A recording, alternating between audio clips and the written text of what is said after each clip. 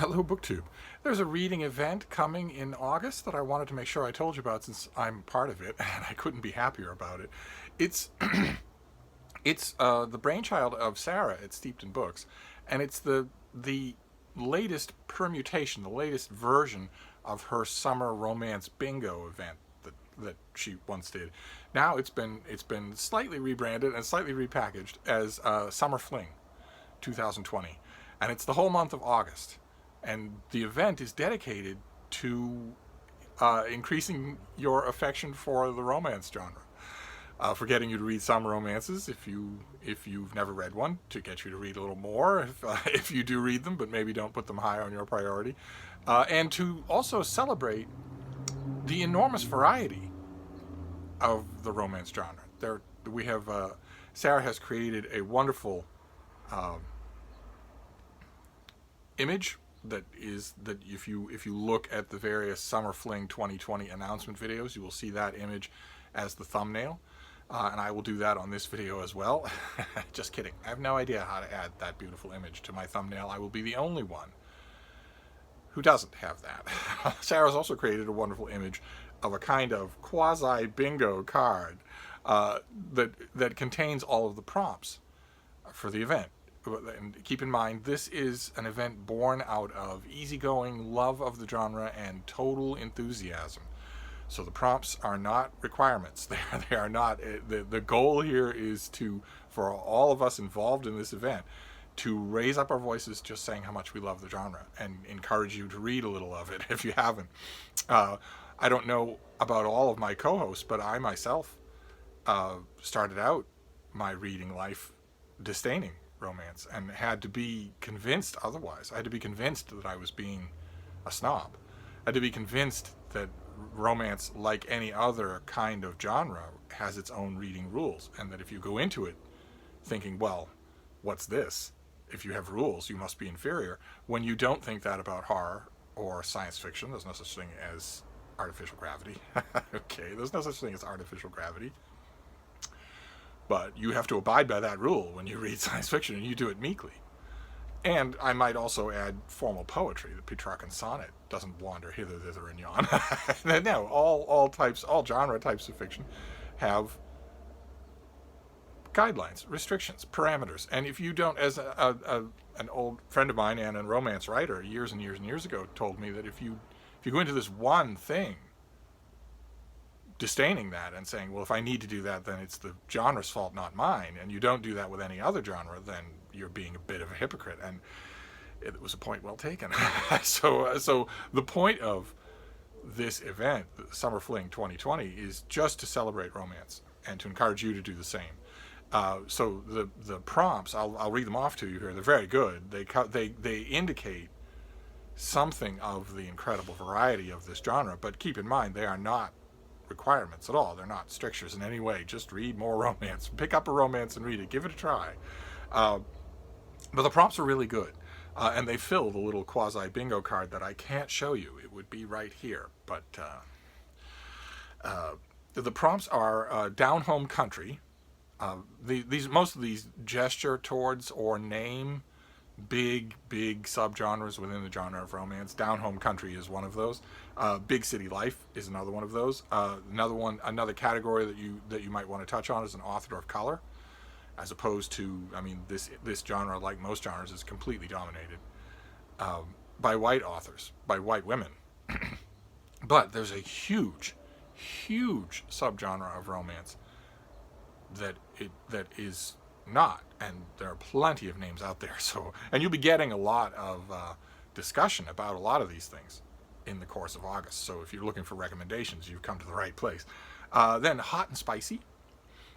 This is a stricter dividing line than you would think among a lot of romance readers. A lot of romance readers fall on one side or another of this divide in a way that is far stricter than any of these other categories. It's often been my experience that a reader who likes sweet and innocent romances, in other words, a peck on the cheek, nothing more than that, nothing explicit, love rather than sex. It's been my experience that a reader who falls on that side of the genre will not cross over to the other side, and vice versa. So hot and spicy, Sarah anticipated this and wants to make sure you know that hot and spicy could refer to any variety of things. Hot and spicy food, perhaps hot and spicy country. Perhaps you have a nice, sweet, innocent romance that just happens to take place in Antigua. Something like that will work just fine. Then dark and dangerous, and this is similar. A lot of people who go to the romance genre, a lot of readers that I've known who've gone to the romance genre, want a refuge where things are sweet and light and nice. So dark and dangerous probably won't work for them, especially if people are dying, or if the hero or the heroine is pulling out a semi-automatic pistol at the slightest sign of trouble. But dark and dangerous can also apply to a whole bunch of other things too, right? It can apply. Anything can be dark and dangerous. You could choose a romance that's entirely centered around dark chocolate if you want to. Then sweet and clean. That's the next prompt, and sweet and clean is a booming subgenre of romance where people fall in love and they flirt with each other, but there is nothing that you couldn't hand to an 80-year-old reader from the Edwardian period. Nothing untoward at all. Which I should point out, that description, I mean, you're going to hear, if you watch the introduction videos for Summer Fling 2020, you're going to hear that a variation on that description from a dozen different people. And a lot of you, especially those of you who maybe have never read any romance, might think, well, boy, that sounds awful dull. And I want to stress with this and with all these other categories, and I'll be making this point in August as well, that I have met a lot of romance authors in my day, a lot, and these ladies know how to tell a story. They believe you believe me, when you read that description, that kind of description of sweet and clean to them, they'll be the first ones to say, well, on the paper that sounds a little dull. Let's see if we can't make that more interesting. And they do. They find endless ways to do it. So don't let that put you off. Then road trip, and that can take any form at all. Even historicals can be road trips. But it's a popular thing. There'll often be a car or a truck on the cover. Then friends to lovers. This is a cliche in the romance world, in which old friends, usually school friends who teased each other or had a certain period in their past where they maybe came close to feeling more than friendship for each other, and then something gets in the way, usually time, and then it blossoms from there. Most romance authors use that form of this story. I maintain that can be awful sweet, but it is lazy. The hardest version of friends to lovers to do convincingly is one where there isn't any dramatic break, where you're just friends and then something changes, something subtle. But that's the gimmick, is that two people were friends and then they become lovers. It's very difficult to do well, but when it's done well, oh boy, does it put a smile on your face. Then diversity, and diversity can be anything at all. I mean, you're free to interpret. It's like I said, there is definitely a type in the romance genre, not only for authors, but also for cast of characters. So for diversity, anything that steps outside of that type will work just fine. The next one is disability representation, because that also is just a go-to default in romance, and pretty much always has been. In almost all cases that I can think of off the top of my head only about a dozen romances that I've ever read where one or both of the protagonists weren't perfect, strapping young specimens. And of course, real life doesn't work that way. Real love doesn't work that way. And Sarah also mentioned that the disability here could be mental. And if we apply a slightly generous interpretation of a mental disability, that would apply to anyone who thinks it's a good idea to get married. So that all of a sudden opens up the gates to pretty much any romance that's ever been written. You have to have at least a screw loose, one among many, to think that's a good idea, and yet so many of us have. Then old school historical, I have a suspicion that this category may have been included for me.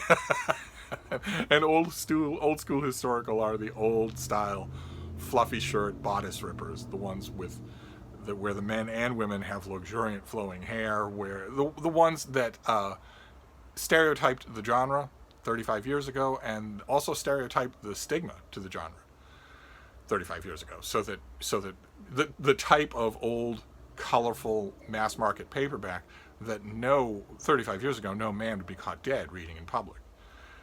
Nowadays, it's not it's not always that explicit nowadays. Although with historicals, they are still unabashedly colorful. So that I've had many a look on Boston subways when I have a long ride to get through, and I've pulled out a colorful mass market historical Regency romance. I've gotten many a look, and I've never had anyone act on it, but I know what my response would be if they did. I have a standard response to these things. Your literary snobbery is not my problem. But this can be it could be old school historical, but it doesn't have to be an old book. Just something that hews to that line. And then finally, a category romance. And the one that comes quickly to mind here are the many monthly categories that Harlequin romance does. Sarah doesn't make that explicit in this prompt. I myself would strongly encourage you, since Harlequin romances have been a gigantic part of the American book industry for the last 50 years, 60 years, 70 years. For as longer than you've been alive, most of the books bought, sold, and feverishly, enthusiastically read in this country have been Harlequin romances. So if you're at all interested in the world of books, or at all consider yourself to be an open-minded book reader, you might want to read one. You might want to read a Mills and Boon or a Harlequin romance, considering that they have been the absolute numerical financial mainstay of the industry you love. You might want to read one instead of...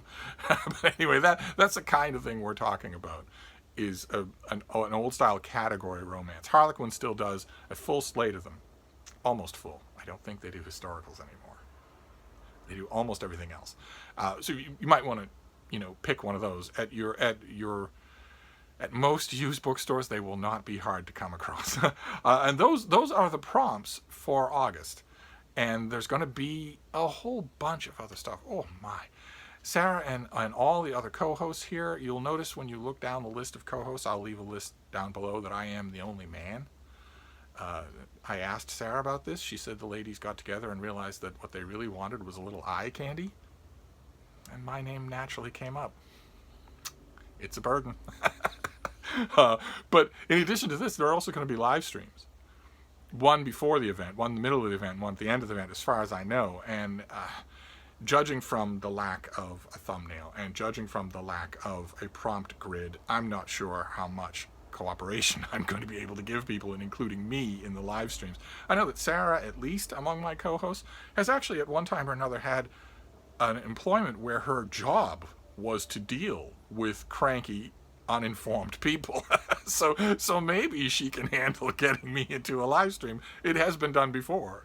It's possible that she can talk me through it. I'd love to participate, but it's going to happen one way or another, whether I participate or not. And just before I wrap this up, I want to give you a list of the co-hosts, because Sarah has assembled a fantastic group of people. And much like I made this point with Stormalong 2020, and I'll make the same point here, these are channels to watch regardless of this event. And also regardless of whether or not you read romance. These are just fantastic BookTube channels. So let me read I'll read down the list, and I will also leave the links down below. There's Sarah, of course. Sarah at Steeped in Books is the founder of the feast here, one of my favorite BookTube channels. But also Elizabeth at LizziefayeLovesBooks, Jen at the Book Refuge, Izzy at Happy for Now, Kayla at On the Fritz, Chloe from Always Books, Brianna Maddox, Nicole from Who Picked This Book, Ashley at AshHeartBooks, and Averie at Averielovesbooks. And I'll leave links to all of those down below in case you don't subscribe. I'm not sure how many of them I have ever mentioned on this channel, aside from Sarah. You should subscribe to Sarah, because much like yours truly, she just sets up a camera and talks to you with no falderall, no gimcracks or gewgaws, no, nothing like that. And also, much like yours truly, she's perfectly happy to laugh and snort at her own jokes. So that, in a nutshell, is your Summer Fling 2020, which is going to be all of August. I'm going to make a few videos on the subject and have a blast, because I always love talking about romance. I always love encouraging people to branch out to this genre that you may not have read. This genre has accounted for most of the readers who have lived in the last 200 years. and yet there are plenty of readers who've sworn off it completely, as if they know anything about it. And it'd be great if you weren't one of those readers anymore. It'd be great if you gave it a try. I can attest that no matter how serious the stuff is that you read anywhere else, romances could easily start to fill a niche for you, start to perform a function for which you are immensely grateful over time. That happened with me. It could happen with you. But one way or another, we'll be talking all about romances in August. I've been late. I'm I believe the last host to make an announcement video here, so that's very bad. That's naughty eye candy. so I'm going to leave all the information down below. I invite you to join us all. Find a romance if you don't have one nearby. I'm sure that you can acquire one and see what all the fuss is about. So I'm going to wrap this up for now, but I will be back. Thank you, BookTube.